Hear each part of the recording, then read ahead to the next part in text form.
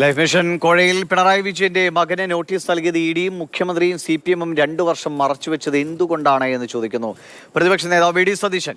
ഇതിനുശേഷമാണ് ADGP RSS നേതാവിനെ കണ്ടതും പൂരം കലക്കിയതും തൃശൂരിൽ BJP വിജയിച്ചതും എന്നും വി ഡി സതീശൻ പറയും.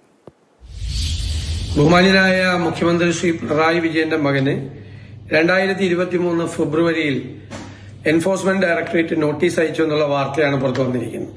എന്തുകൊണ്ടാണ് മുഖ്യമന്ത്രിയും CPM-ഉം അതുപോലെ EDയും ഇങ്ങനെ ഒരു സമൻസ് അയച്ച വിവരം ഈ 2 വർഷത്തോളം കാലം മറച്ചുവെച്ചത് എന്ന് വ്യക്തമാകുന്നില്ല.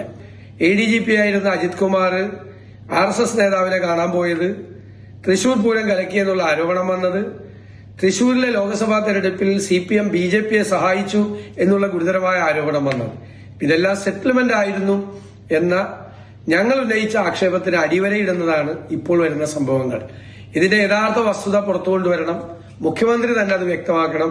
എൻഫോഴ്സ്മെന്റ് ഡയറക്ടറേറ്റും എന്തുകൊണ്ടാണ് പിന്നീട് തുടർ നടപടികളുമായി കേസിൽ നിന്ന് മുന്നോട്ട് പോകാത്തത് എന്നും വ്യക്തമാക്കേണ്ടത്.